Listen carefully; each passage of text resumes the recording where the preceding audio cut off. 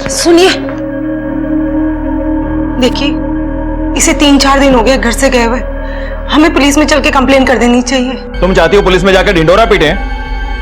आ गई इस लड़की ने कहीं का नहीं छोड़ा है, बाकी जो इज्जत बची है वो भी गवा दें। एक बात ध्यान रखना, तुम और तुम्हारी लड़की कोई भी पुलिस स्टेशन गया तो मैं छोड़ूंगा नहीं। वो लड़की खुद गई है और खुद लौट आएगी। पापा 2000 रुपए चाहिए। किस लिए चाहिए? 1 मिनट। ऐश कर। Thank you. और कुछ कहना है?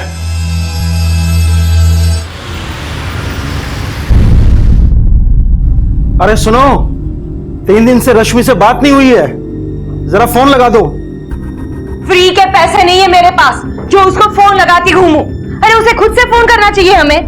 हाँ, तुम्हारे पास क्यों पैसे होंगे उसके लिए? तुम्हारे तो अपने खर्चे पूरे नहीं होते। हाँ, मेरे सारे पैसे तो मुझ पे ही खर्च हो जाते हैं। इस लड़की के घूमने फिरने का खर्च, आपकी दवाइयों का खर्च, इस घर की मरम्मत का खर्च, वो सब तो महारानी जी देती है ना। जानता हूं, ज्यादा ताना मारने की जरूरत नहीं है। एक बार देख तो लो कि वो ठीक है भी या नहीं है। ठीक है, रविवार को फोन कर लेना, लेकिन उसे जरूर बताना कि वो सामने से फोन कर लिया करे। इतने पैसे नहीं है मेरे पास कि हम रोज उसका हालचाल पूछें। नमस्कार, आदाब। क्राइम पेट्रोल डायल 100 में आप सबका स्वागत है। अंकिता और रश्मि 2 लड़कियां, दोनों गायब, और दोनों के परिवार वालों को अंदाजा तक नहीं कि उनके साथ क्या हो रहा है। एक परिवार में एक पिता अपने पुत्र की खुशी में अपनी बेटी को भुला चुका है, और दूसरे में एक मां अपने पति की बीमारियों और पैसों की कमी के बीच अपनी बेटी को बोझ मान चुकी है। दोनों ने अभी तक पुलिस के पास जाने के बारे में सोचा तक नहीं है। क्या इन लड़कियों का इस तरह से अचानक गायब हो जाना क्या किसी तरह से एक दूसरे से जुड़ा हुआ है? सर, तिवारी जी हमारे पड़ोस में रहते हैं। उनकी लड़की बहुत दिनों से दिखाई नहीं दे रही है। हमने बहुत बार उनसे पूछा तो कह रहे हैं कि वो शहर में अपनी बुआ के पास गई हुई है। सर, मुझे तो शक हो रहा है कि कहीं कुछ गड़बड़ है। ऐसा क्यों लगता है आपको? सर, ऐसा पहले कभी नहीं हुआ। हम उस लड़की को अच्छी तरह से जानते हैं। तो छोटी सी थी तब से हम उसको देख रहे हैं। उसकी माँ तो काम पे चले जाती है और बाप बीमार रहता है। सर, वो 19 साल की हो गई है, लेकिन उसकी माँ ने अभी तक उसके ऊपर कोई ध्यान नहीं दिया। अभी भी अगर उसको ये पता चल जाए कि वो खो गई है तो पुलिस स्टेशन में जाने के बजाय वो खुशियां मनाएगी। ठीक है, आप लोग जाइए, मैं देखता हूँ क्या करना। आपकी बेटी कहाँ है?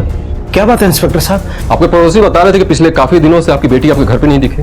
जी, वो तो अपनी बुआ के यहाँ गई है। कब? महीना भर हुआ। आखिरी बार बात कभी थी आपकी? सर, 4 दिन पहले। ठीक है, एक काम कीजिए, रश्मि, उसकी बुआ और उसके फूफा जी, तीनों का नंबर दीजिए। हमने बुआ और चाचा दोनों के फोन ट्राई किए, लेकिन दोनों के फोन स्विच ऑफ आ रहे हैं। आप लोग कुछ छुपा रहे हैं क्या? सर, भला हम लोग आपसे कुछ क्यों छुपाएंगे? हम माँ बाप हैं उसके। हम भला उसका बुरा क्यों चाहेंगे? क्यों बुरा चाहेंगे ये तो मुझे भी नहीं पता, लेकिन हाँ, आप लोगों को आपकी बेटी से बिल्कुल मतलब नहीं है। आपने क्या बताया था कि रश्मि अपनी बुआ के यहाँ गई है और वहां पे कोई फोन नहीं उठा रहा है। ना ही आप पुलिस के पास चल के आए, आपके पड़ोस वाले आके हमें इन्फॉर्म किए। आपके पड़ोसी बता रहे थे कि बचपन से ही आप अपनी बेटी को पसंद नहीं करती थी, काफी मारा पीटा भी करती थी उसे। साहब, हमारी जिंदगी बहुत कठिन है, पैसे की बहुत कमी है।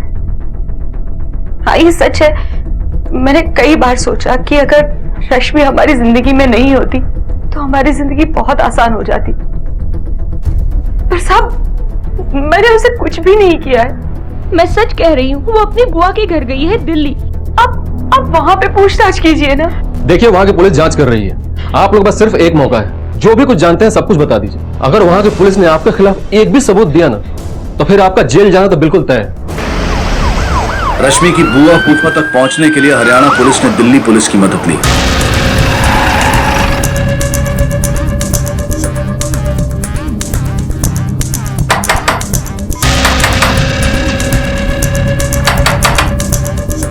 नीलेश, लगता है घर में कोई नहीं है, पड़ोसियों को बुला। Okay sir. कब से नहीं देखा इन लोगों को? सर, 2 दिन से। नीलेश, चलो दरवाजा तोड़ो। आस पड़ोस में पूछताछ करो। बॉडीज को पोस्टमार्टम के लिए भेजो। Okay sir. आपकी बहन और उनके पति का किसी ने मर्डर कर दिया है। क्या? और साहब, हमारी बेटी रश्मि? अभी तो कुछ पता नहीं चला है, जैसा ही कोई इन्फॉर्मेशन मिलता है हम बताते हैं। घर में और कौन कौन रहता है? ये दोनों ही थे साहब। इनका एक बेटा है अविनाश और एक बेटी है अंकिता। बेटा ज्यादातर हॉस्टल में ही रहता है, बेटी साथ में ही रहती थी। ये ज्यादातर गायब रहती है और हफ्ते भर से इसको मैंने देखा भी नहीं। नीलेश,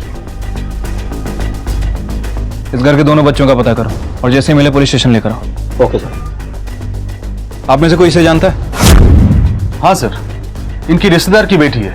आखिरी बार कब देखा इसे? 3-4 दिन हो गए होंगे सर।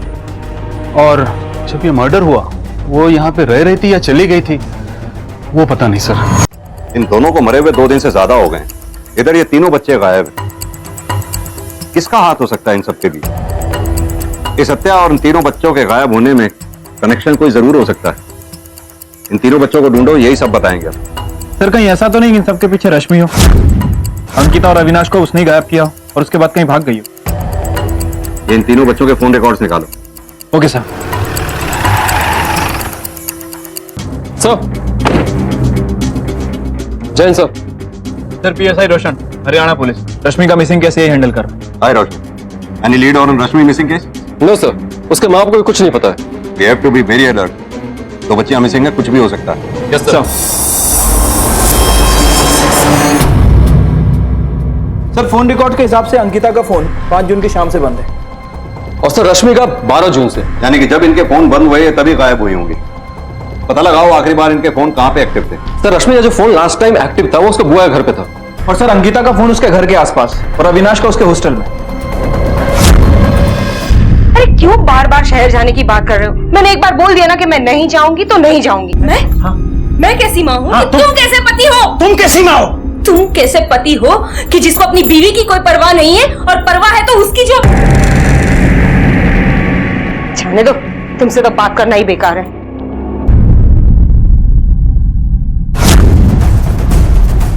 नीलेश, उठाओ इसे।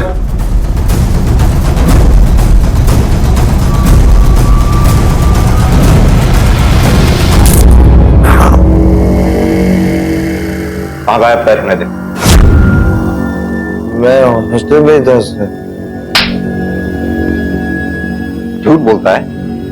सर, ये सच बोल रहा है। फोन रिकॉर्ड्स के हिसाब से उस दिन ये कॉलेज में ही था और जिस दिन अंकिता और रश्मि के फोन बंद हुए उस दिन ये हॉस्टल में था। मॉर्ग में लेके चलो। तुम्हें कब पता चला कि रश्मि तुम्हारी बहन है? सर 1 साल पहले मम्मी पापा का बहुत झगड़ा हुआ था। तुम्हारा भाई जब लड़की को लेकर गया तो उसने कहा था उसका ध्यान रखेगा, आसपास फटकने नहीं देगा। लेकिन अब क्या हो गया?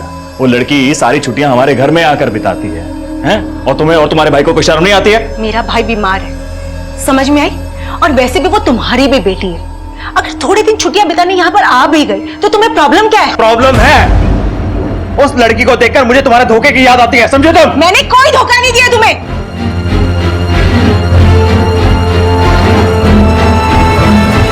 क्या अंकिता और रश्मि को पता है कि दोनों बहनें हैं? हाँ सर, मैंने तभी बताया था उन्हें, लेकिन इससे हमारे रिश्ते में कोई बदलाव नहीं आया सर। मैं जानता था कि पापा ये रिलेशन कभी एक्सेप्ट नहीं करने वाले। मैंने उन्हें बहुत समझाया। वो इस बार पे भी घर पे आए तो हम तीनों अच्छे तरीके से रहे। रश्मि की मां को पूछताछ के लिए बुलाओ।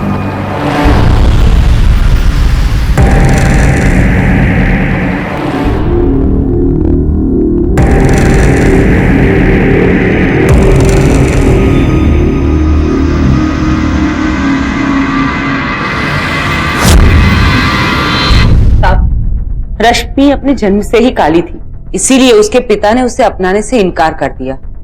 वो तो उसे मार देना चाहते थे, पर मेरे पति ने ऐसा नहीं होने दिया। ये लड़की मेरी हो ही नहीं सकती। मेरा रंग देखा है, अपना रंग देखा है, इतनी काली लड़की हमारी हो सकती है? तुम सही से बता दो, वरना तुम्हें भी छोड़ूंगा और इसे भी नहीं छोड़ूंगा। ये हमारी बेटी है, मेरा यकीन। बस, वो उसी के साथ अफेयर चल रहा है ना तेरा? बता मुझे, चल रहा है ना अफेयर? जीजा जी हाथ बताइए। ये क्या कर रहे हैं आप? मेरी बहन ऐसी बिल्कुल नहीं है। देखिए, मुझे कोई बकवास नहीं सुननी है, बस मैं इतना जानता हूं कि मेरी बेटी नहीं हो सकती है, समझे आप? मुझे इससे छुटकारा चाहिए, बस। ठीक है, लाओ मुझे।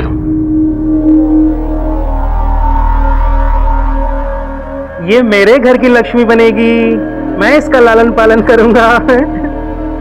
ये हो सकता है कि ईश्वर ने शायद इसीलिए मुझे कोई औलाद ना दी हो।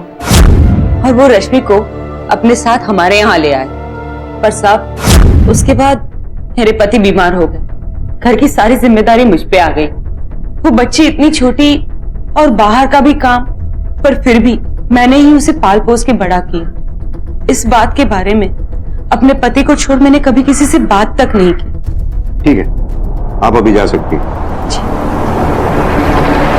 या फिर हो सकता है कि रश्मि की सच्चाई जानने के बाद अंकिता को गुस्सा आया हो। उसी गुस्से में आकर अंकिता ने रश्मि को लेकर अपने माँ बाप से सवाल जवाब किए। केस बहुत उलझा हुआ है, फिलहाल हमें रश्मि और अंकिता को ढूंढना होगा। और वैसे भी मेरा सबसे ज्यादा शक इस रश्मि पर है। सबसे स्ट्रॉन्ग मोटिव इस मर्डर का उसी के पास था। दोनों बहनों अंकिता और रश्मि का अब भी कुछ पता नहीं चला है। दोनों अब भी दर्द में तड़प रही हैं। दोनों के अगवा होने के पीछे का मकसद अभी पुलिस की समझ से बाहर है। तो क्या ये राज अब इन दोनों बच्चियों की जान बचा पाएगा? लो, खाना खा लो। मेरी बेटी कभी किसी के साथ बुरा नहीं कर सकती। वो सबको खुश रखना चाहती है। बड़ी मासूम सी है वो। सब कुछ जानते हुए उसने हमें कभी तकलीफ नहीं दी, और ना ही उन माँ बाप को जिन्होंने उसे पैदा किया। और पुलिस वाले कहते हैं कि उसने कत्ल किया, और तुम भी वापस आ गई। मैं वहां रह के क्या करती? तुम्हारी रश्मि की वकील थोड़ी हूँ। और वो ऐसी किस्मत की काली लकीर लेके पैदा हुई है कि उसके साथ कुछ भी अच्छा नहीं हो सकता। ऊपर वाला ना सब देख रहा है। वो अच्छे लोगों के साथ बुरा नहीं कर सकता है। फिर तो तुम और तुम्हारी बहन बहुत बुरे लोग होंगे, है ना? अगर ये काम रश्मि का है तो वो अकेले इस काम को अंजाम नहीं दे सकती। अंकिता को मारना, उधर घर पे माँ बाप को मारना, जरूर कोई दूसरा है जिसने उसका साथ दिया होगा। लेकिन सर ऐसा कौन हो सकता? कि रश्मि के फोन रिकॉर्ड्स दोबारा से चेक करो। पिछले दिनों उसने किस किस से बात की है सबसे पूछताछ करो। हो सकता है उन्हीं में से कोई एक ऐसा हो जिस पर रश्मि को पूरा भरोसा हो, उसी ने रश्मि का साथ दिया हो। ओके सर, रश्मि के कॉल रिकॉर्ड से एक ऐसा नंबर पता चला है जो रश्मि के मर्डर के एक दिन पहले लगातार उससे कांटेक्ट में था। किसका नंबर है? सर किसी राजीव का नंबर है, मैंने उसकी डिटेल्स भी निकलवाई। ये राजीव कौन? रोशन, नो गांव में रश्मि के माँ बाप से फोन करके राजीव के बारे में पता करो। सर। और नीरज सर, इस अविनाश को फोन करके जरा राजीव के बारे में जानकारी हासिल करो। Okay sir.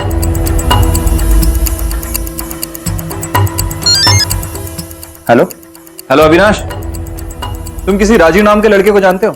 नहीं सर। क्यों, क्या हुआ? नहीं कुछ नहीं। ओके ठीक। सर अविनाश राजीव को नहीं जानता है। सर उसके माँ बाप को कुछ नहीं पता। सर राजू के डिटेल्स आ गए हैं, उसके घर का पता चल गया। ठीक है, तुम जाओ।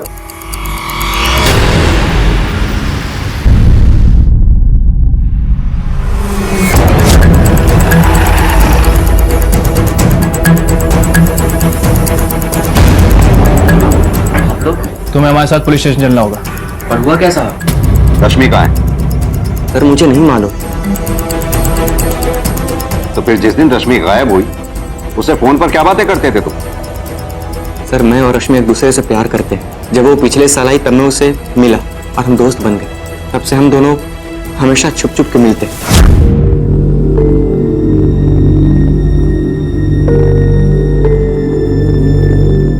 वो काफी उदास रहती, लेकिन कभी अपनी उदासी कभी अपने चेहरे पे नहीं दिखने देती। हमेशा मुस्कुराती सर।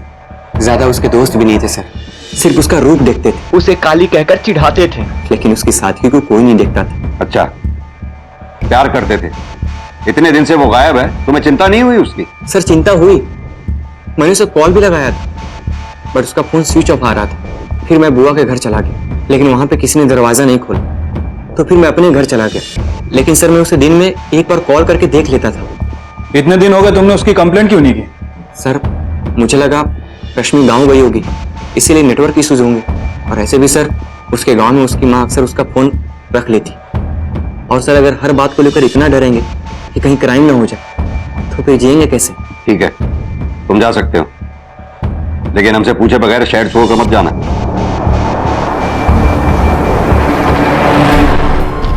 नीरज, या तो ये आदमी बहुत सीधा है या फिर बहुत टेढ़ा। यस सर, हमारे हर सवाल का जवाब पहले से ही दे रहा था। ऐसा लग रहा है कि पूरी प्लानिंग करके आया था। सर जितना सीधा ये दिख रहा है उतना सीधा है नहीं। आप सच बोल रहे हैं। इस पे नजर रखो।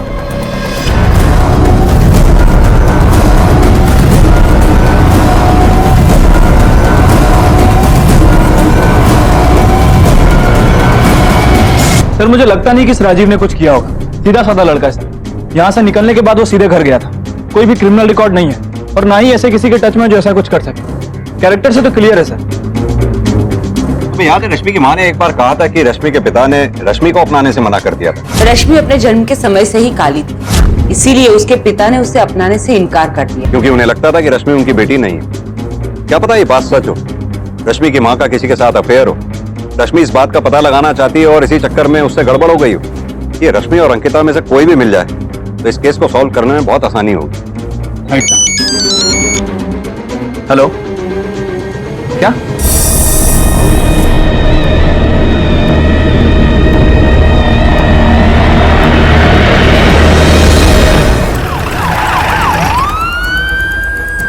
आपने फोन किया? मैंने फोन किया। आइए सर।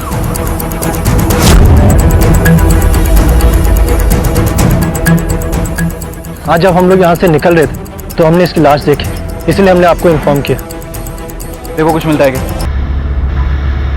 बॉडी को पोस्टमार्टम के लिए भेजो और अविनाश को बुला लो बॉडी की शिनाख्त करने के लिए। और रश्मि के माँ बाप को भी खबर करो। इस बोतल पर जरूर फिंगरप्रिंट होंगे, इसे भी लैब भेजो। रश्मि के मामा जिन्होंने उसकी जिंदगी में एक पिता की कमी को भरने की पूरी कोशिश की, लेकिन उनका दर्द, उनकी दुआएं और पुलिस दोनों रश्मि को बचाने में असफल रहे। तो अंकिता कहाँ पे? उसका भी पता नहीं चला। ये बताओ, ये रश्मि ही है? हाँ सर।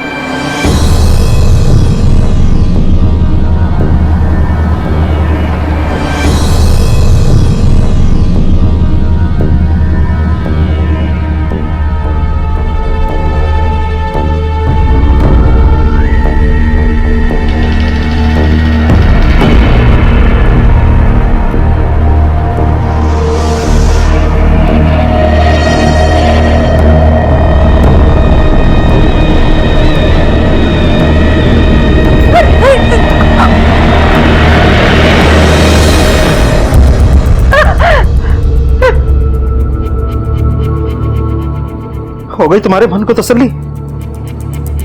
मैं कभी नहीं चाहती थी कि रश्मि को कुछ हो जाए। मैं तो बस इतना ही चाहती थी कि वो हमारे घर से चली जाए। वो तो इस दुनिया से ही चली गई।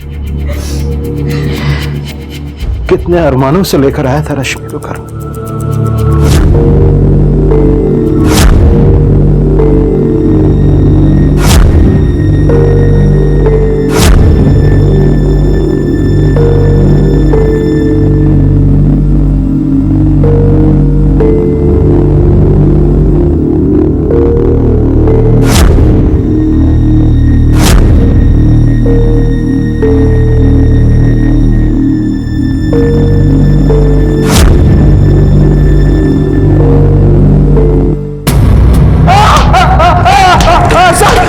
सर क्यों मारे मुझे? सर बताओ क्यों मारे? सर दिनेश,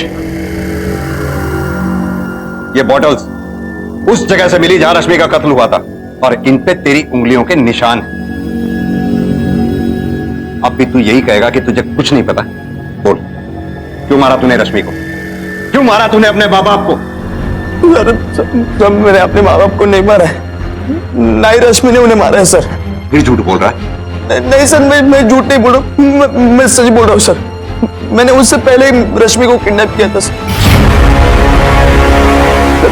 जब अंकिता गायब हो गई तो मेरा शक रश्मि के ऊपर चला गया और जैसे जैसे दिन चले गए मेरा शक और बढ़ते चला गया सर। मैंने उन दोनों का झगड़ा भी सुना था सर।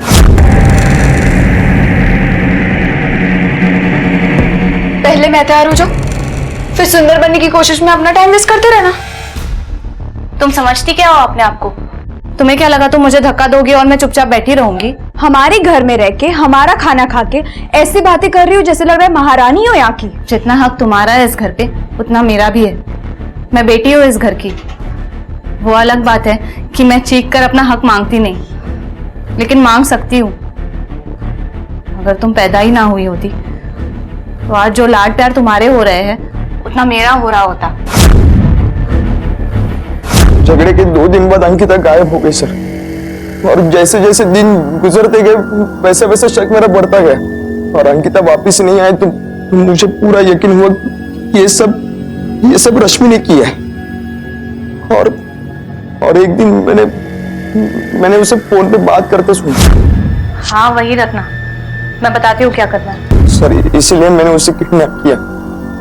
उसके बाद जंगल में जाके उसे पूछा, लेकिन उसने मुंह तक खोला नहीं सर। हो सकता है उसने अंकिता का किडनैप ही ना किया हो। ये नहीं मालूम मुझे। उसके बाद मम्मी पापा की मौत हो गई और आप ढूंढते ढूंढते हॉस्टल आ गए, और मैं कहीं फंस ना जाऊं इसीलिए मैंने उसे मार दिया। बस तो तू अब भी गया। भाई बहन के रिश्ते से अद्भुत शायद ही कोई रिश्ता हो। दोनों साथ में बड़े होते हैं, खेलते हैं, लड़ते हैं। जो बात अपने माँ बाप से नहीं कह सकते एक दूसरे से कहते हैं, एक दूसरे की रक्षा के लिए राखी बांधते हैं। एक भाई को अपनी बहन से और बहन को अपने भाई से ज्यादा शायद ही कोई जानता हो। अविनाश का एक बहन के लिए प्यार दूसरी बहन के लिए जानलेवा बन गया। रश्मि वो मासूम 16 साल की लड़की जिसे ना तो बाप का प्यार मिला और ना ही माँ का, और अंत में मिली तो भाई की नफरत। अंकिता के माँ बाप को क्या हुआ था ये पुलिस अब भी समझ नहीं पा रही थी, लेकिन एक बात जो समझ में आ रही थी वो ये कि इस परिवार के रिश्तों को नफरत खोखला बना चुकी थी। रश्मि का तो पता चल गया, लेकिन अंकिता का गायब होना अभी भी राज है, और अंकिता के माँ बाप की मौत की वजह भी नहीं हमें पता। सर ऐसा भी तो हो सकता है कि रश्मि का कोई असली बाप हो जो रश्मि से मिलने मिस्टर कौशिक के घर गया हो, फिर उन दोनों के बीच बहस हुई हो और अचानक ये सब शुरू हुआ। हो सकता है, काफी पॉसिबिलिटीज भी हैं, क्योंकि अविनाश के पिता को लगता था कि उसकी बीवी ने किसी पड़ोसी के साथ मिलकर उसे धोखा दिया। ये कौशिक के पड़ोस में रहने वाले सभी उस उम्र के आदमियों की लिस्ट निकालो। अंकिता, रश्मि, अविनाश, तीनों के फोन रिकॉर्ड्स में उन नामों को चेक करो। और हाँ, रोशन को बोलो तिवारी और उसकी बीवी से पूछताछ करे। Okay sir. आपकी बहन का किसके साथ अफेयर होने का शक था उसके पति को? वो जी हमें तो कुछ भी पता नहीं है। हकीकत में ऐसा कभी कुछ हुआ ही नहीं।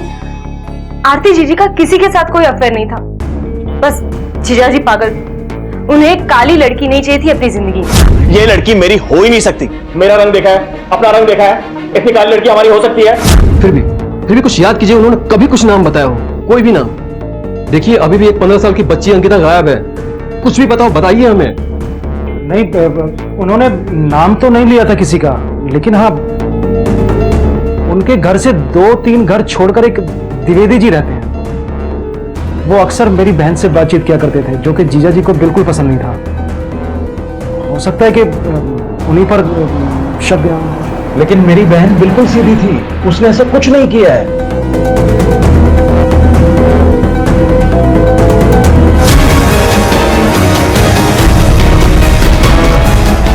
मिस्टर द्विवेदी जी, हमें आपसे रश्मि के सिलसिले में कुछ बात करनी है। ठीक है, आइए। क्या ये बात सही है कि आप रश्मि के पिता हैं? सर पता नहीं ये कौन अफवाह फैला रहा है। मुझे उनके घर के बारे में ज्यादा पता नहीं है और पता करना भी नहीं। सर मेरी कौशिक साहब के साथ दोस्ती थी, घर पे आना जाना था। फिर अचानक मिस्टर कौशिक को मेरा आना जाना खटकने लगा तो मैंने जाना ही छोड़ दिया। फिर भी कंफर्मेशन के लिए हमें आपका डीएनए टेस्ट करना होगा। सर एक मिनट।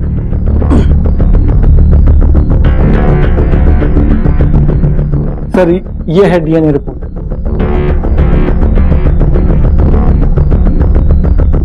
ये डीएनए टेस्ट आपने क्यों करवाया? सर कुछ दिन पहले रश्मि आई थी, जैसे आप लोग आए, कहने लगी कि आप मेरे असली पिता हो। परेशान थी बेचारी, क्योंकि घर वालों ने उसे निकाल दिया तो अकेली पड़ गई, अपने पिताजी को ढूंढ रही थी। प्लीज अगर आप मेरे पिता है तो बता दीजिए प्लीज। मैं किसी से नहीं कहूंगी, मैं चुपचाप यहाँ से चली जाऊंगी। मुझे सिर्फ सच जानना है, प्लीज। रश्मि को कैसे पता चला? उसकी माँ आई थी उसके साथ, कहने लगी कि ये तेरे पिताजी। देख ले, ये है तेरा बाप, आज से ये तेरी देखभाल करेगा। इसी के कुकर्मों का फल है तू। अब तुझे हम नहीं झेल सकते। मुझे भी सर खराब लग रहा था उसका हाल देखकर, लेकिन मैं भी क्या कर सकता हूँ। ये कब की बात है? ये 1 तारीख की बात है सर, क्योंकि 2 दिन बाद 3 तारीख को ये रिपोर्ट आई थी डीएनए की। मैंने उन दोनों को फोन करके बुलाया, रश्मि की माँ आके रिपोर्ट देख के भी गई। ये कैसे हो सकता है?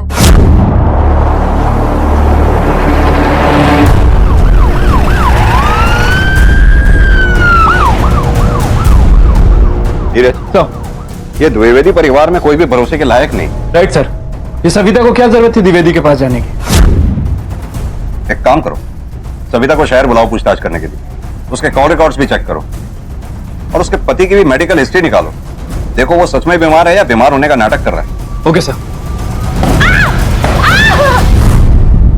अब बताओ, ये क्या नौटंकी चल रही है? क्या हुआ साहब? क्यों मारा जा रहा है मुझे? अपनी बेटी रश्मि का डीएनए टेस्ट करवाने के लिए उसे द्विवेदी के पास ले गई थी। हाँ साहब, मैं तो सिर्फ इतना चाहती थी कि द्विवेदी जी ये स्वीकार कर ले कि रश्मि उनकी बेटी है, उसकी पढ़ाई का और बाकी खर्च उठा ले तो हमारा घर भी सुकून से चलने लगे। और यही बात 13 जून को तुमने मिस्टर और मिसेस कौशिक से कही, और जब उन्होंने तुम्हारी बात नहीं मानी तुमने उन्हें मार दिया, क्यों? क्या साहब?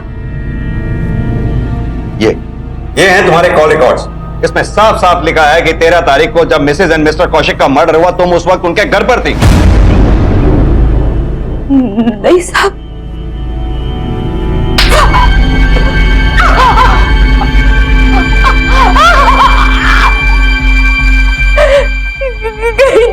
मैं उनके घर। मेरा दिमाग खराब हुआ है, उस औलाद को घर पर रखूं और रोज उसको देखूं और अपनी बीवी के धोखे को याद करूं? धोखे की कोई बात ही नहीं है। रश्मि आप ही की बेटी है। ये रही डीएनए टेस्ट की रिपोर्ट, वो द्विवेदी जी की बेटी नहीं है। अरे द्विवेदी की नहीं होगी तो किसी और की होगी, मुझे कोई फर्क नहीं पड़ता है। वो इस घर में नहीं रह सकती है, समझी तुम? तुम्हारा पति लेकर गया था उसे, उसकी जिम्मेदारी बनती है। आप खुद क्यों नहीं करवा लेते डीएनए टेस्ट? दूध का दूध और पानी का पानी हो जाएगा। मुझे कोई डीएनए टेस्ट कराने की जरूरत नहीं है। वो लड़की मेरी बेटी नहीं है तो नहीं है, आई समझ में? और तुम बचपन में उसे लेकर गई थी तो उसे मार देती। अगर आप नहीं कुछ कर सकती तो जाकर उसे बेच दो। अरे छी, कैसे बाप है आप, कैसे इंसान है। आप ही की वजह से आज मैं जैसी हूं ना वैसी हो गई हूं। आपका सारा गुस्सा मैं रश्मि पे उतारती थी, आप ही की वजह से आज मैं इतनी बुरी हो गई हूं। मैं जो होश हो, लेकिन तेरे जैसी बांझ के ऊपर एहसान किया मैंने, समझी? तो चुप रहिए। मुझे जीजी को भी मारना पड़ा। तुम दो परिवार मिलके भी एक बच्ची को नहीं संभाल पाए, शर्म आनी चाहिए। और अंकिता, उसके साथ क्या किया? मुझे नहीं पता, मैं तो ये तक नहीं जानती हूँ कि अंकिता गायब है। झूठ मत बोल। आप झूठ बोलने से क्या मिलेगा? जो भी था सच सच बता दिया मैंने आपको। मैं तो ये तक नहीं जानती हूँ कि अंकिता गायब है। झूठ मत बोल। आप झूठ बोलने से क्या मिलेगा? जो भी था सच सच बता दिया मैंने आपको।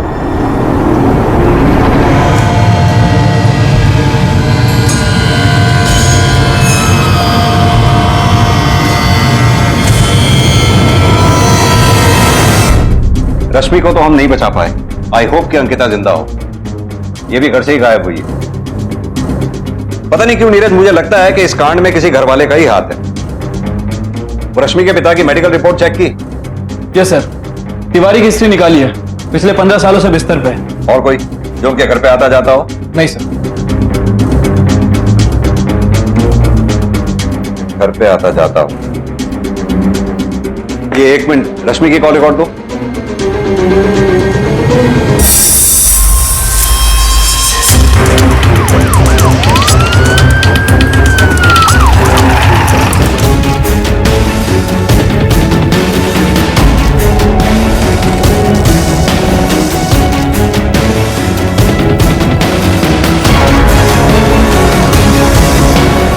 सर, मोबाइल मिला है, स्विच ऑफ है।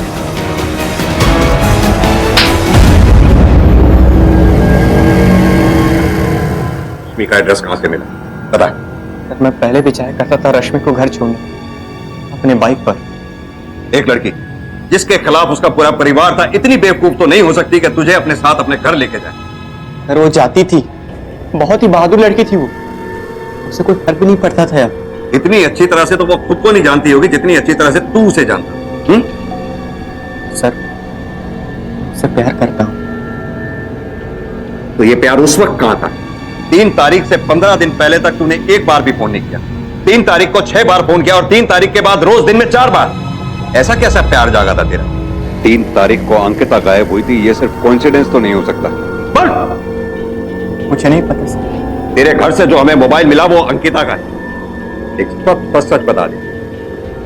देख, अगर अंकिता जिंदा होगी तो तू उसके मर्डर के इल्जाम से बच भी जाए। बता सब।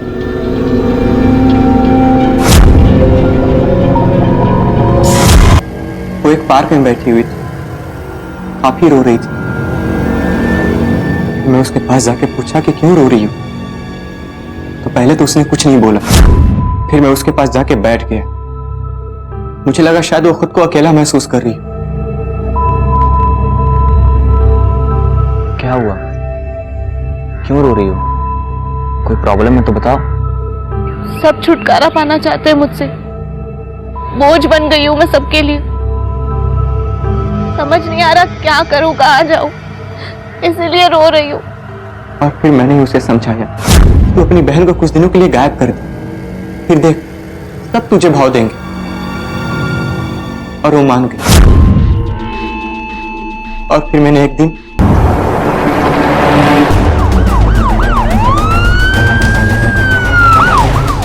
नीलेश, इधर उधर देखो। Okay sir.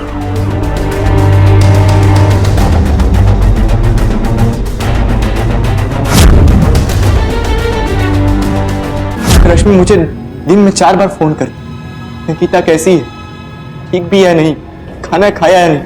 मैं भी उसे रोज देखता, बेबस लाचार, अपने हाथों से खाना खिलाता, और मेरी नीयत खराब हो गई। और फिर मैंने उसका रेप कर दिया। फिर जब रश्मि गायब हो गई तो मुझे लगा मामला और बढ़ सकता है, इसलिए मैं घर चला गया और अंकिता को वहीं छोड़ दी। मुझे तो ये भी नहीं पता सर, अंकिता जिंदा भी है कि मर गई। अंकिता जिंदा है, लेकिन तूने उसे मारने में कोई कसर नहीं छोड़ी।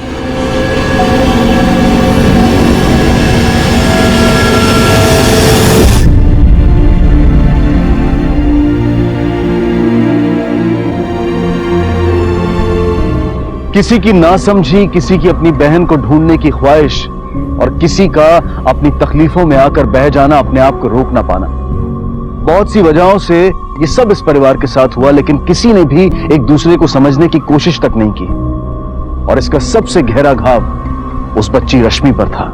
सभी उस बच्ची को अपने से दूर करते गए, कभी रंग के नाम पर, कभी उसके लड़की होने की वजह से, तो कभी पैसों की कमी की वजह से। और इस सब के बीच वो बच्ची सिर्फ अपने परिवार का हिस्सा बनना चाहती थी। हर इंसान की तरह वो भी अपनों के बीच खुशी से रहना चाहती थी, लेकिन इतने भेदभाव में किसी ने उसे अपना समझा ही नहीं। किसी भी तरह के भेदभाव को सही नहीं ठहराया जा सकता, और इस बच्ची ने तो खुद अपने घर में इतना बड़ा भेदभाव सहा था। हमारे समाज में, हमारे देश में हम ऐसे भेदभाव का सामना रोजाना करते हैं और बढ़ चढ़कर उसमें शामिल भी होते हैं, चाहे वो रंग के नाम पर हो, लिंग, जाति या धर्म के नाम पर। ये भेदभाव सिर्फ हमें तोड़ता है और हमारे समाज को भी, जिस तरह से इसने इस परिवार को तोड़ा। एक दूसरे का अपमान करके हमें नफरत के अलावा और कुछ हासिल नहीं होगा, और रश्मि को तो ये सब खुद अपने पिता और अपने घर वालों से झेलना पड़ा, तो उसकी हालत का तो हम अंदाजा भी नहीं लगा सकते। लेकिन हम इतना जरूर कर सकते हैं कि हम अपने आसपास होने वाले भेदभाव के खिलाफ आवाज उठाएं और उसे रोकें।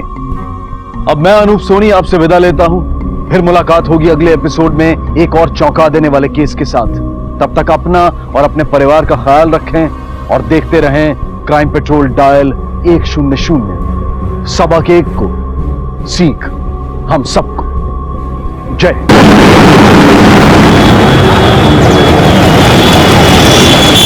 रोजी रोटी की भाग दौड़ में हम जैसे तैसे अपना और अपनों का पेट तो भर लेते हैं, लेकिन जिंदगी का खालीपन भरना सबको नसीब नहीं होता।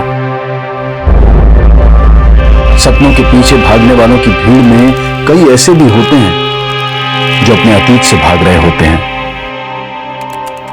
और जब अतीत किसी गुनाह या गवाह का भागीदार हो तो चैन की नींद कहां मुमकिन है।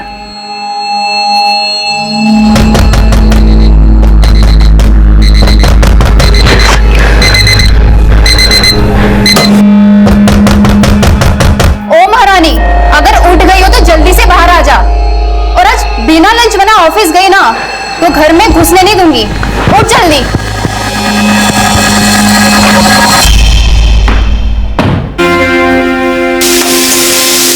जब आज खौफ से सहमा हो तो कोशिश होती है वक्त से तेज भागकर अपना कल बदलने की।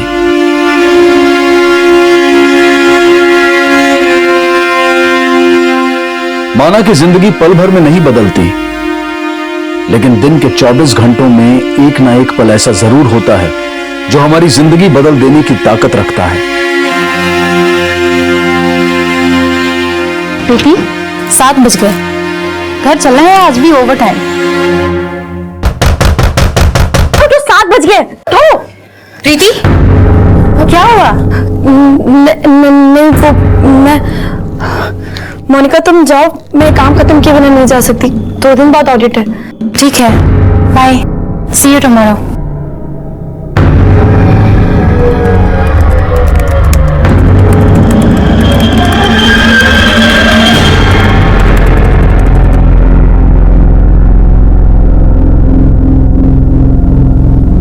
Good night madam. Good night.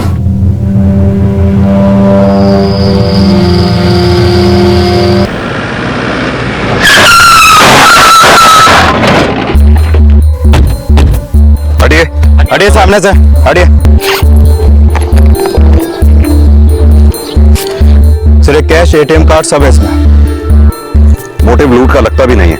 Yadav, देखो बैग में कोई आईडी वगैरह है क्या?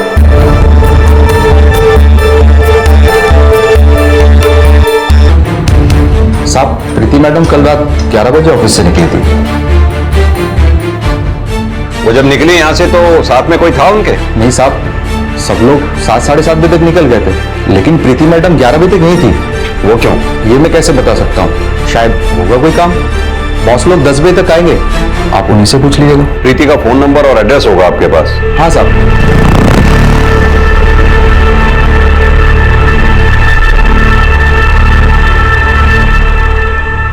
आपके बेटे के कहने पर आपको छोड़ रहा हूं, दोबारा अगर ऐसी हरकत की ना तो केस बना दूंगा। आप लोग तो सिर्फ केस बनाना जानते हैं। मेरा बेटा 3 साल से लापता है, उसे तो आप लोग ढूंढ नहीं पाए। वो लापता नहीं, खुद भागा था, और ये आपका बेटा नहीं है। आत्महत्या करने से पहले इसके बारे में नहीं सोचा? बाप, संभालो अपने आप को, अब घर चलो। सर, मैं माँ को ले जा सकता हूँ? ठीक है, प्लीज रोनी, चलो। ठीक है सर।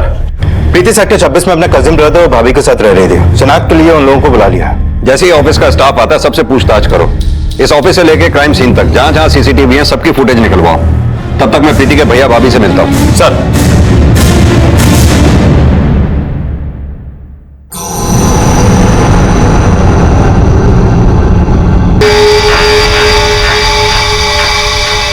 क्या हुआ? आप लोग तो ऐसे रिएक्ट कर रहे हैं जैसे ये प्रीति नहीं कोई और है। नहीं सर, ये प्रीति ही है। एक तरफ प्रीति की मौत से भी उसके करीबियों की आंखें नम नहीं हुई थी, और दूसरी तरफ एक मां अपने लापता बेटे को देखने के लिए इस कदर तरस रही थी कि हताशा में उसने आत्महत्या करने की भी कोशिश की। उसके लापता बेटे का प्रीति और प्रीति की हत्या से क्या कोई कनेक्शन था? प्रीति कल रात अपने ऑफिस से घर नहीं पहुंची, आप लोगों को जरा भी चिंता नहीं हुई? वो तो आए दिन लेट आती थी सर, और वैसे भी कल हम जल्दी सो गए थे और मॉर्निंग में आप लोगों का फोन आ गया। लेकिन प्रीति के मरने का आप लोगों को अफसोस तो होगा ही। जी, अफसोस तो है ही, लेकिन प्रीति से हमारा बहुत दूर का रिश्ता था। प्रीति के पेरेंट्स हैं या? जी है ना, लेकिन हमारा रिश्ता प्रीति के मामा प्रमोद से है। दरअसल प्रीति के मामा मेरे दूर के चाचा लगते हैं, वो भी अलीगढ़ से ही हैं। आपका फोन आने के बाद मैंने उन्हें इन्फॉर्म कर दिया है। लेकिन प्रीति अपने पेरेंट्स के साथ रहने की बजाय आप लोगों के साथ क्यों रह रही थी? सर, वो जॉब के लिए हमारे यहाँ आई थी। करीब 3 साल पहले उसके मामा ने उसे हमारे पास छोड़ा था।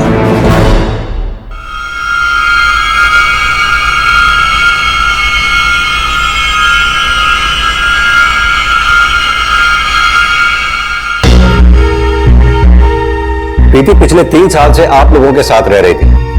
आपको क्या लगता है ऐसा कौन हो सकता है जो प्रीति से ऐसी दुश्मनी निकाले?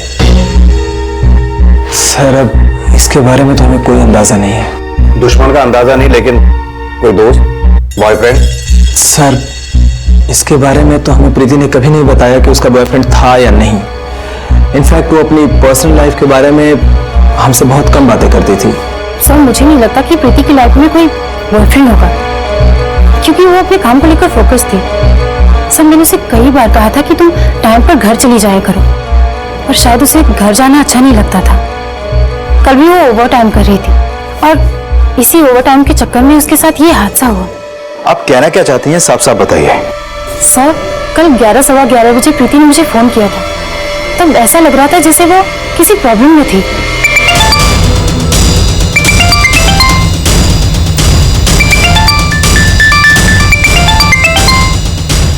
हेलो मोनिका। हेलो प्रीति। हेलो हेलो प्रीति। सर, मैंने उसे कॉल बैक किया था पर उसका फोन बंद था। उसने कुछ तो बोला होगा, कुछ तो बताया होगा फोन पे। फोन 7-8 सेकंड में कट हो गया था, पर वो शायद राम का नाम ले रही थी। राम? ये राम कौन है? राम पहले यहाँ सिक्योरिटी गार्ड था। राम काफी टाइम से प्रीति को परेशान कर रहा था।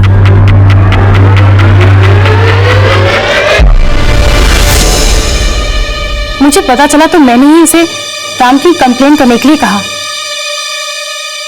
सर, जब से उसे यहाँ से निकाला गया है, मैंने उसे कई बार बिल्डिंग के नीचे देखा है। सर, मुझे लगता है शायद राम ने ही प्रीति के साथ ये सब कुछ किया है।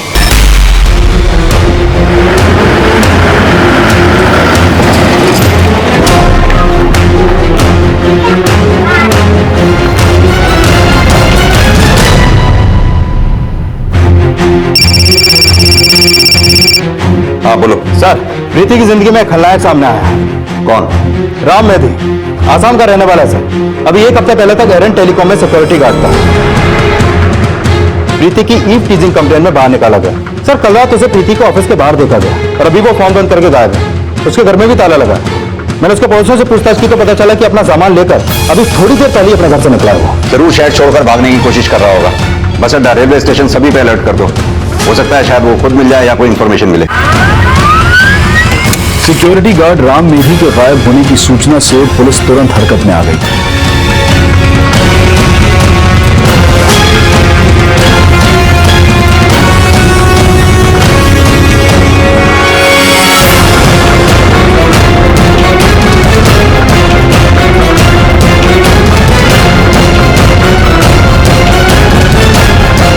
राम मेहदी को जल्द से जल्द पकड़ने की कोशिश जारी थी। वहीं प्रीति के मर्डर की सूचना मिलने के बाद प्रीति के पिता और मामा नोएडा पुलिस स्टेशन पहुंचे। मेरी बेटी अपने पैरों पे खड़ा होना चाहती थी। बोली कि पापा मैं जॉब करूंगी। हमें क्या पता था कि उसके सपने ऐसे बिखर जाएंगे कि हमें उसका चेहरा भी देखना नसीब नहीं।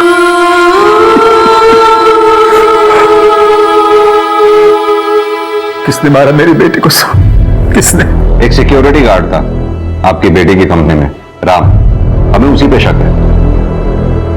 आपको कभी बताया प्रीति ने कि उसकी कंपनी का सिक्योरिटी गार्ड उसके साथ छेड़छाड़ किया करता था? नहीं साहब, हमारी बेटी ने हमें कुछ भी नहीं बताया। बहुत ही सीधी लड़की थी सर। हमें तो यकीन ही नहीं हो रहा सर कि वो अचानक ऐसे।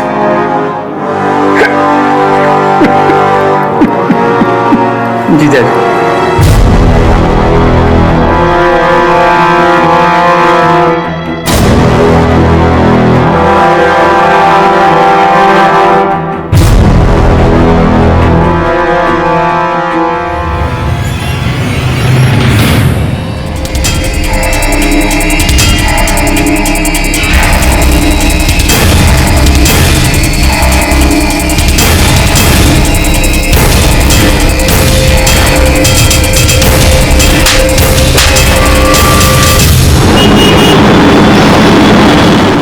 पुलिस वाले मेरे बेटे को भगोड़े तो ऐसे बोलते हैं जैसे मेरा बेटा कोई क्रिमिनल हो। माँ, ये सिर्फ हम दोनों जानते हैं कि जय भैया ने कुछ नहीं किया, लेकिन आज जो आपने किया वो भी सही नहीं है। अगर आज आपको कुछ हो जाता तो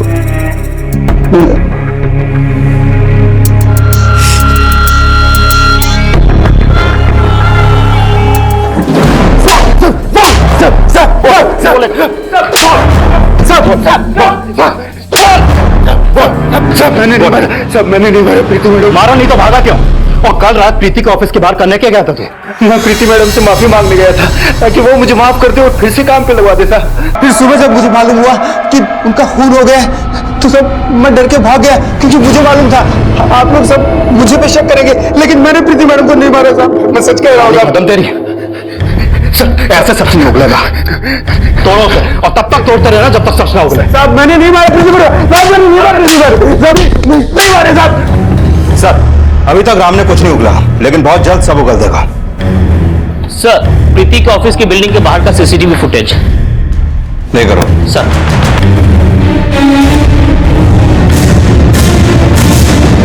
पॉज करो। सीसीटीवी फुटेज के हिसाब से तो राम मेदी वहां से चला गया था। प्ले करना।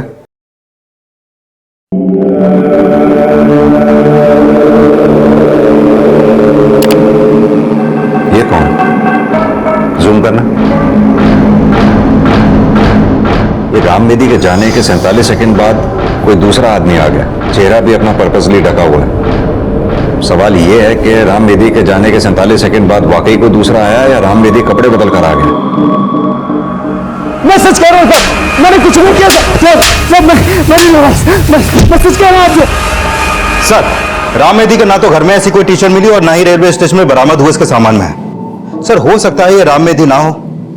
तो फिर ये है कौन जो राम मेदी के जाने के 47 सेकंड बाद आया और वहां गया जहां राम मेदी से डर के प्रीति छुपी हुई थी,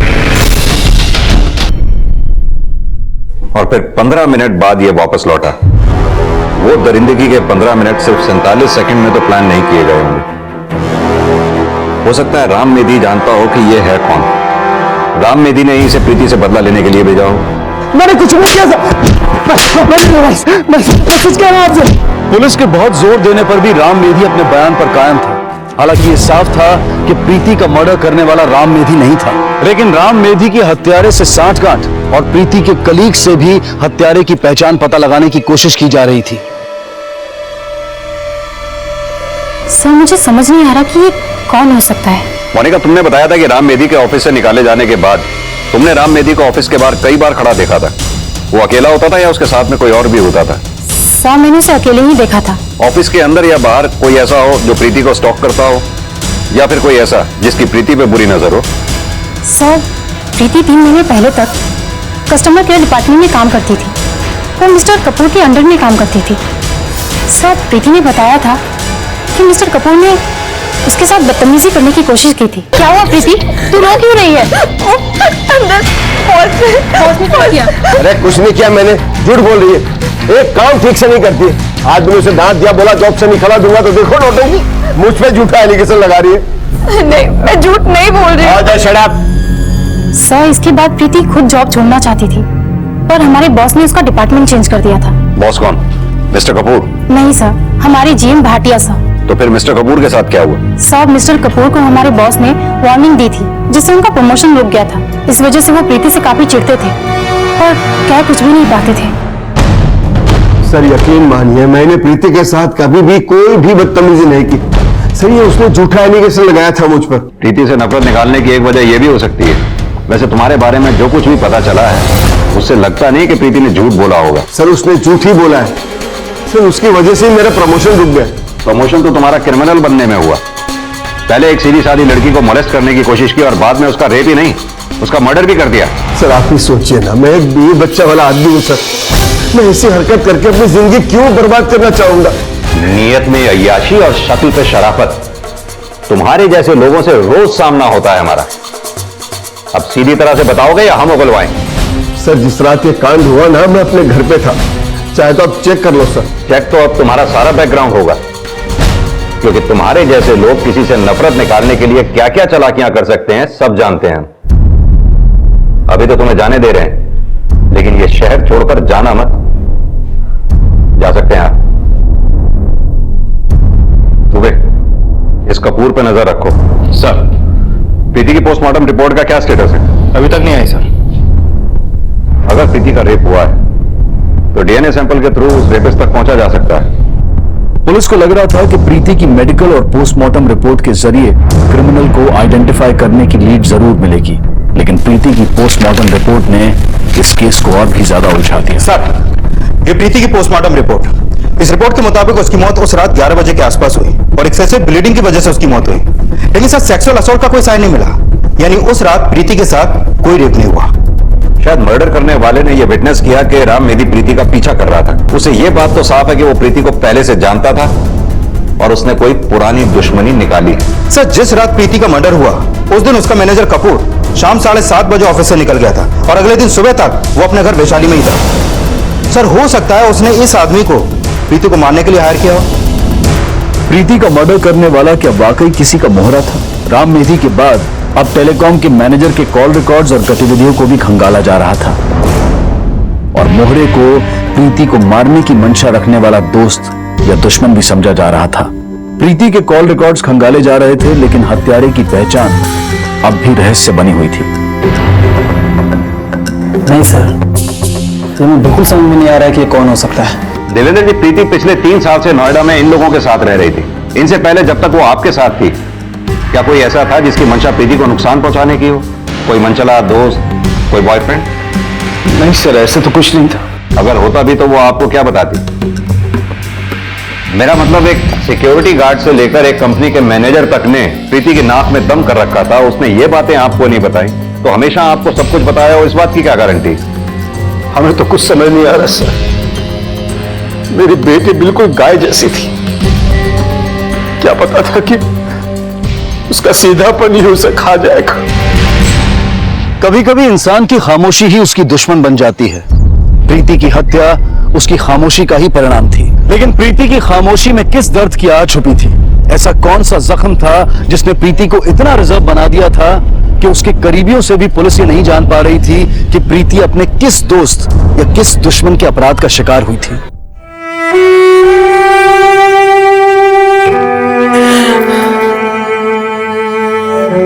माँ, लो आप खाना खा लो, फिर आपको दवाई भी तो खानी है। कुछ नहीं खाना मुझे मुझे बस मेरा बेटा चाहिए, मुझे मेरा बेटा चाहिए। माँ, कहाँ जा रही हो आप? Police station. आज अगर उन लोगों ने कुछ नहीं बताया ना तो मैं खुद को नहीं, थाने में आग लगा दूंगी। माँ, वो पुलिस वाले हैं, हम उनसे ऐसे पेश नहीं आ सकते। तो क्या करूं? बोल क्या करूं? अपने बेटे की शक्ल देखे भी नहीं मर जाऊं? माँ प्लीज, आप ऐसा मत बोलो। जब भैया जरूर मिलेंगे। कब आएगा? कब आएगा? संभालो क्या भाई, जब भैया जरूर जल्दी कब आएगा? आप बैठो, आप बैठो। कब आएगा मेरा बेटा? कब आएगा जी? लो आप खाना खा लो, फिर हम साथ में पुलिस स्टेशन चलेंगे।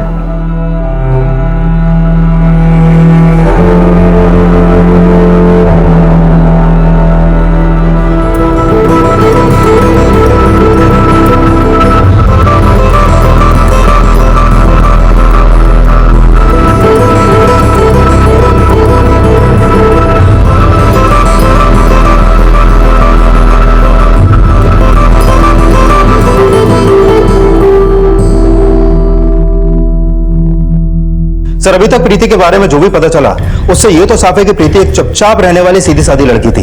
घर से ऑफिस, ऑफिस से घर, ना किसी से मिलना, ना पार्टी, ना दोस्त, ना कोई लवर। सर, उसके कॉल रिकॉर्ड से लेकर नोएडा में प्रीति से जुड़े जितने भी लोग थे सबको खंगाला, लेकिन राम मेदी और उसके मैनेजर कपूर को छोड़कर ऐसा कोई सामने नहीं आया जिसके पास प्रीति को मारने का कोई मोटिव हो। लेकिन सर, राम मेदी और उसके मैनेजर कपूर के खिलाफ हमारे पास कोई सबूत नहीं है। सर, प्रीति नोएडा में जहां रहती थी वहां के एक पड़ोसी ने बताया कि प्रीति का अपने कजिन ब्रदर संजय और भाभी अर्चना के साथ अच्छा रिलेशन नहीं था। प्रीति रात को जब भी देर से घर आती तो वो लोग घर का दरवाजा भी नहीं खोलते और प्रीति रात भर घर के बाहर बैठी रहती थी। सर, पिछले दिनों हमारी डोरबेल खराब थी और भला हम अपने मेहमान के साथ ऐसा क्यों करेंगे? वो क्या है कि कई लोगों को दूर के रिश्तेदार एक दिन भी नहीं सुहाते। फिर प्रीति तो 3 साल से आप लोगों के यहाँ रह रही थी। ये सच है सर कि वो हम पर बोझ थी, लेकिन असली बोझ तो अपने पेरेंट्स के ऊपर थी, इसलिए तो उसे अपने से दूर कर दिया और कभी खबर तक लेने नहीं आए। जैसा वो दिखा रहे थे सर, ऐसा बिल्कुल भी नहीं थे। लाश तक लेके नहीं गए थे उसकी, यही अंतिम संस्कार कर दिया था। और पापा और मामा के अलावा न माँ, न बहन, न कोई रिश्तेदार, कोई नहीं आया। सर, प्रीति के कॉल रिकॉर्ड के हिसाब से उसकी अपने फादर से काफी कम बात होती थी। कहीं ऐसा तो नहीं कि प्रीति के नोएडा में रहने की वजह कुछ और ही है? ये प्रीति के फादर को फोन करके थाने बुलाओ। सर। आप जिस नंबर को डायल कर रहे हैं वो इस समय स्विच ऑफ है। सर फोन बंद है।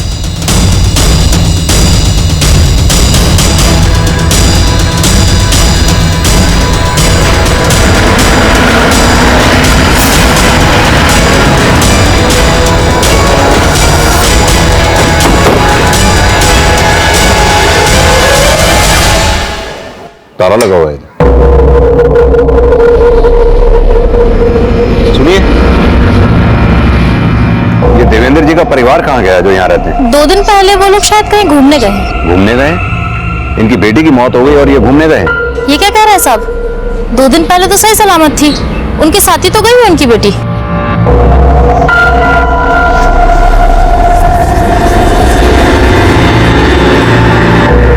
प्रीति नाम है इसका, पिछले हफ्ते इसका मर्डर हो गया। मैं ऐसा नहीं जानती साहब, और मैं तो क्या यहाँ कोई नहीं जानता। देवेंद्र जी की एक ही बेटी है कुसुम। ये प्रीति पिछले 3 साल से नोएडा में रह रही थी। आप बता सकती हैं ये देवेंद्र परिवार यहाँ कब से रह रहा है? 3 साल से वो लोग यहाँ रह रहे हैं। इससे पहले ये लोग कहाँ रहते थे? सब ये तो नहीं मालूम, लेकिन ये लोग अलीगढ़ से हैं इतना मालूम है मुझे। ये बता सकते हैं इनका मकान मालिक कहाँ रहता है? यही पास में रहता है सब। प्रीति के पिता का अलीगढ़ का एड्रेस पता करने के बाद पुलिस प्रीति के मामा और फिर प्रीति के पिता के घर पहुंची, लेकिन दोनों ही एड्रेसेस पर कोई मौजूद नहीं था। लेकिन जब पुलिस ने पड़ोसियों का बयान लिया तो प्रीति की जिंदगी का एक नया राज सामने आया। ये आपके पड़ोस में देवेंद्र और उसका परिवार रहा करता था? जी। कुछ बताएंगे? 4 साल पहले देवेंद्र की दिल्ली में नौकरी लग गई थी और वो अपनी बीवी और बच्चों के साथ फरीदाबाद शिफ्ट हो गया था। ये उन्हीं की बेटी है? हाँ, ये उनकी बड़ी बेटी थी, इससे छोटी कुसुम है।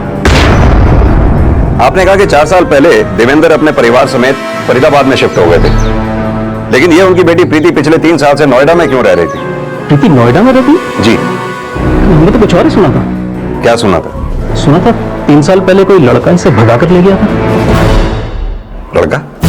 कौन लड़का? वो नहीं पता साहब, हो सकता है वहीं का कोई लड़का हो जहां 4 साल पहले देवेंद्र रहने गए थे। पिछले 3 साल से तो देवेंद्र परिवार समेत वल्लभगढ़ में रह रहे थे। उससे पहले फरीदाबाद में कहाँ रहते थे, उसका एड्रेस है आपके पास? एड्रेस तो नहीं है साहब। संध्या जी, आपका बेटा जय मिलेगा तो भी आपके साथ नहीं होगा, वो जेल जाएगा। 17 साल की लड़की को लेकर भागा था वो। नहीं साहब, मेरा बेटा किसी लड़की के लिए अपनी माँ से 3 साल तक दूर नहीं रह सकता। आप पता लगाइए, वो भागा नहीं था, वो कभी कोई गलत काम नहीं कर सकता है।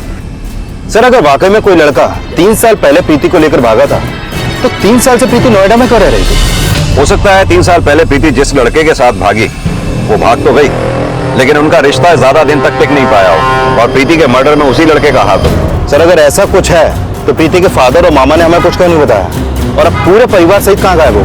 अब ये बात तो प्रीति के फादर और मामा से मिलकर ही पता चलेगी। ये प्रीति के मामा और फादर दोनों का फोन सर्वेलेंस पे डालो। जैसे ही इनका फोन ऑन हो फौरन ट्रेस करो। प्रीति के फादर देवेंद्र परिवार 3 साल से वल्लभगढ़ में रह रहे हैं, उससे पहले वो फरीदाबाद में रहते थे। ये फरीदाबाद पुलिस स्टेशन से बात करो, हो सकता है 4 साल पुराना एड्रेस पता चले। प्रीति के पिता और मामा का परिवार समेत गायब होना सवाल तो खड़े कर रहा था, लेकिन जब नोएडा पुलिस फरीदाबाद पुलिस से मिली तो प्रीति से जुड़ा 3 साल पुराना एक और केस सामने आया। 3 साल पहले 10 जुलाई 2013 को प्रीति के फादर देवेंद्र ने जय सोलंकी के खिलाफ केस फाइल किया था। उनका कहना है कि जब जय प्रीति को लेकर भागा था उस वक्त प्रीति की उम्र 17 साल 8 महीने थी। तब से ना जय का पता है ना प्रीति का पता है। यानी प्रीति पिछले 3 साल से नोएडा में रह रही थी, ये बात प्रीति के फादर देवेंद्र जी जानते थे। लेकिन सर, इस केस की फाइल में ऐसा कुछ भी अपडेट नहीं है। थोड़े दिन पहले ही हमारा यहाँ ट्रांसफर हुआ। मालूम हुआ कि जय की मां संध्या बार बार इस केस को फॉलो अप कर रही है और बार बार ये कह रही है कि मेरा बेटा निर्दोष है, लापता है। उसने प्रीति को नहीं भगाया। प्रीति और जय अगर भाग गए थे तो पिछले 3 साल से प्रीति नोएडा में क्यों रह रही थी? 3 साल से जय कहां था और प्रीति का मर्डर करने वाला कौन था? सर, जय भी 3 साल से गायब है और 3 साल से प्रीति नोएडा में रह रही है। अगर प्रीति जय के साथ भागी थी तो क्या प्रीति के मर्डर से जय का कोई कनेक्शन है या फिर कहानी कुछ और भी है? कहानी जो भी हो दुबे, लेकिन ये कहानी आज से 3 साल पुरानी नहीं बल्कि आज से 4 साल पुरानी है, जब प्रीति और उसकी फैमिली अलीगढ़ से फरीदाबाद शिफ्ट हुए थे। लेकिन एक बात तो साफ है, ये प्रीति के मर्डर का कनेक्शन इस जय सोलंकी से जरूर जुड़ा हुआ है। कोई भी कदम उठाने से पहले हमें प्रीति और जय के रिश्ते की असल कहानी समझनी पड़ेगी। तुम जय की माँ से मिलो। मैं फरीदाबाद उस पते पर जाता हूं जहां प्रीति और उसकी फैमिली 4 साल पहले शिफ्ट हुए थे। सर।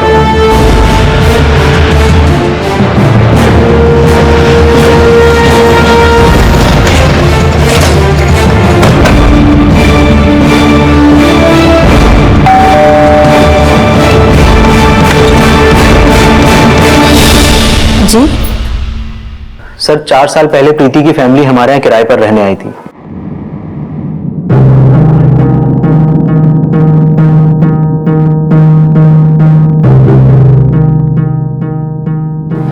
जय सोलंकी मेरा साला है सर। उसका मेरे घर पे आना जाना था और उसी दौरान जय और प्रीति की मुलाकात हुई थी सर।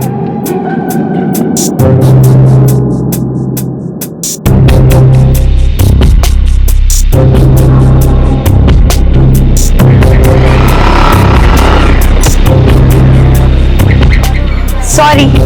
It's okay.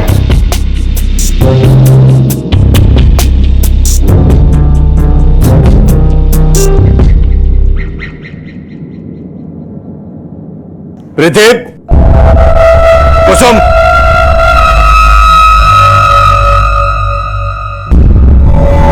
कौन हो तुम? यहाँ क्या कर रहे हो? जय, तू कब आया? अभी आया दीदी। चला अंदर आ।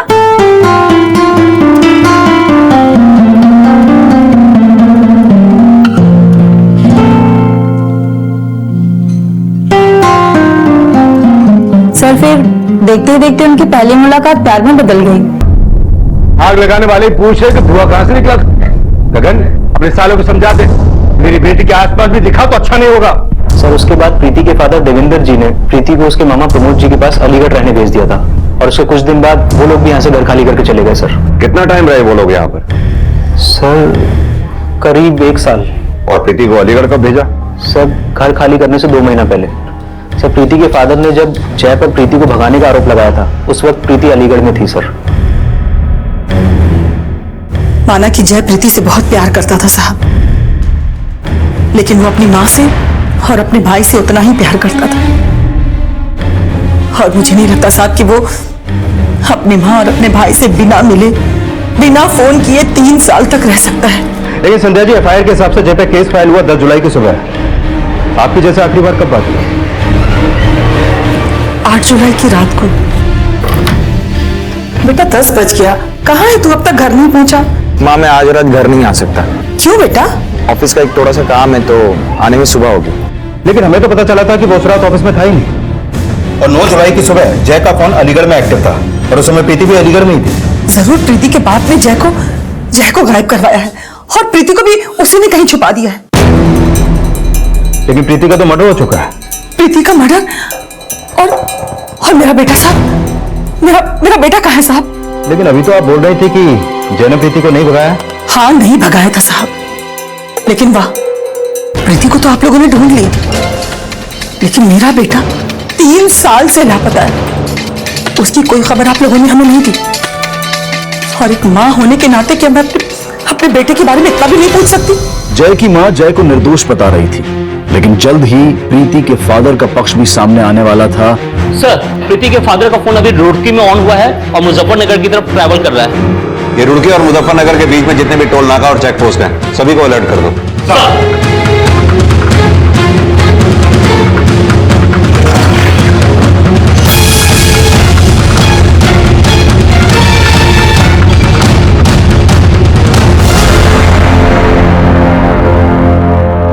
आप गलत समझ रहे हैं सर, हम लोग कहीं भागे नहीं थे।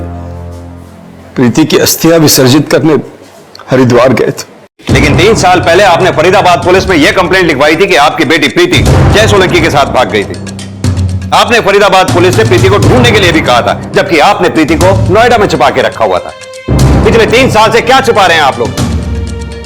ये सच है सर। 3 साल पहले वो लड़का हमारी बेटी को धोखे से भगा ले गया था। उस लड़के ने हमारी बेटी की जिंदगी खराब कर दी है सर, और इसीलिए हमारी बेटी बहुत ही डरी सहमी रहती थी। मैं आपको ये सब कुछ बताना चाहता था, लेकिन बदनामी के डर से खामोश रहा। बदनामी से डर रहे थे या फिर कोई कांड किया था आप लोगों ने? कांड तो उस लड़के ने किया था सर। 2 दिन तक मेरी बेटी के साथ रेप किया उसने और फिर उसे बेसहारा छोड़कर भाग गया था। कहां छोड़ के भागा? होटल में। उसने सिर्फ रेप ही नहीं किया, प्रीति प्रेग्नेंट भी हो गई थी। उसका अबॉर्शन करवाना पड़ा था मुझे और इन सब बातों से वो बहुत ही सहम गई थी सर। मैं किसी को कुछ बता नहीं पाया क्योंकि अगर पुलिस को सब बताता तो कोर्ट कचहरी के चक्कर काटते काटते मेरी बेटी जीते जी मर जाती सर। इसलिए मैंने उसे सबसे दूर नोएडा भेज दिया सर। मैंने इसलिए भी छुपाया क्योंकि मेरी दूसरी बेटी भी है कुसुम। तो लोगों को पता चलता है कि मेरी पहली बेटी के साथ ये सब कुछ हुआ है तो कुसुम का हाथ कौन थामता? इस वक्त जय कहां हो सकता है? पता नहीं सर, लेकिन वो 3 साल से इसलिए गायब है क्योंकि वो जानता है कि अगर वो सामने आया तो जेल जाने से बच नहीं पाएगा। और मुझे तो ये भी लगा था सर कि प्रीति को मारने वाला जय ही है क्योंकि वो मेरी बेटी से नफरत करता था। उसके बारे में ये सब कुछ मैं आपको पहले बोल नहीं पाया सर। क्या लगता है दुबे, ये प्रीति का फादर देवेंद्र कोई कहानी बना रहा है या सच कह रहा है कि जय ने प्रीति का रेप किया और फरार हो गया? सर 3 साल पहले 9 जुलाई सुबह 3 से 7 बजे तक जय का फोन और प्रीति के पुराने नंबर की फोन लोकेशन अलीगढ़ की थी और 12 जुलाई को प्रीति नोएडा गई। लेकिन प्रीति के फादर के मुताबिक जय ने 2 दिन तक प्रीति के साथ रेप किया। सर हो सकता है जय इसलिए गायब है क्योंकि वो जानता था कि सिर्फ किडनैपिंग के चार्ज में ही नहीं बल्कि रेप के चार्ज में भी वो अंदर जाएगा। अगर जय जानबूझकर गायब है तो हो सकता है उसने यह भी पता कर लिया हो कि प्रीति नोएडा में रह रही है।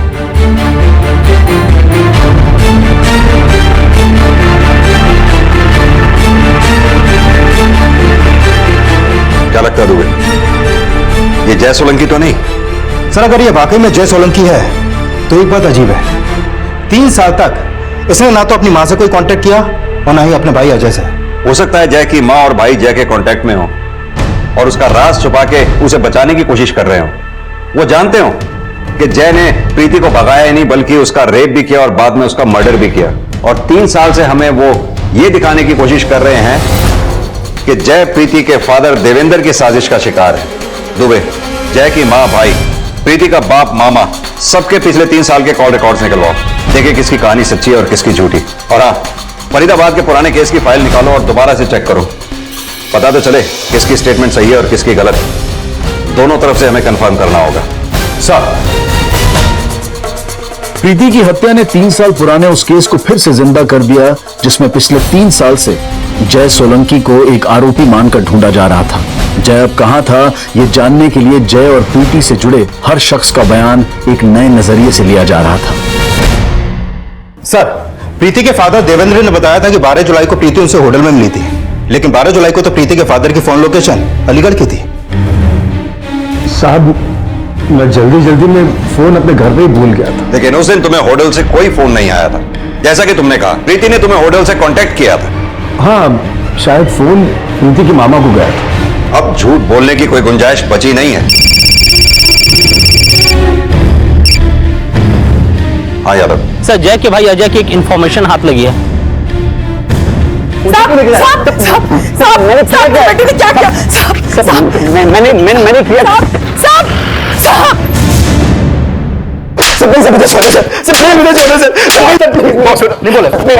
मेरी माँ के लिए प्लीज सर।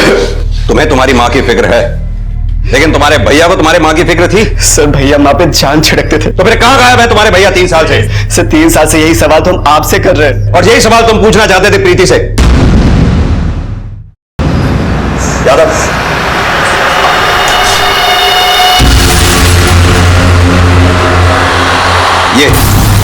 ये तुम्हारे ऑफिस की सीसीटीवी फुटेज है। जिस रात प्रीति का मर्डर हुआ तुमने यही टी-शर्ट पहनी थी। अब बता, सच क्या है? भैया के गायब होने के 3 साल बाद मैंने प्रीति को देखा था और मैं उससे जानना चाहता था कि मेरे जय भैया कहाँ हैं। मैं अब तक सोच रही है कि जय भैया एक दिन जरूर वापस आएंगे, लेकिन मैं उन्हें ये तक न बता सका कि 3 साल पहले जय भैया का। माना कि प्रीति पिछले 3 साल से खामोश थी, लेकिन प्रीति ने तुम्हारे भैया जय का मर्डर नहीं किया था। प्रीति का मर्डर करने की बजाय अगर तुम हमारे पास आते, हमें सच बताते, तो आज तुम्हारी मां को जय का नहीं तो कम से कम तुम्हारा तो सहारा रहता।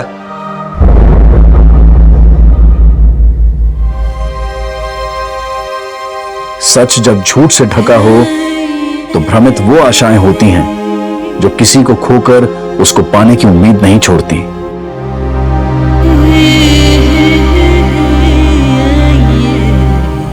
प्रीति के पिता और मामा ने जो अपराध किया वो माफी के काबिल नहीं है, लेकिन प्रीति की हत्या के लिए जितना अजय को कोसा जाएगा, उतना ही जय की हत्या के इंसाफ में हुई देरी के लिए प्रीति को दोषी समझा जाएगा।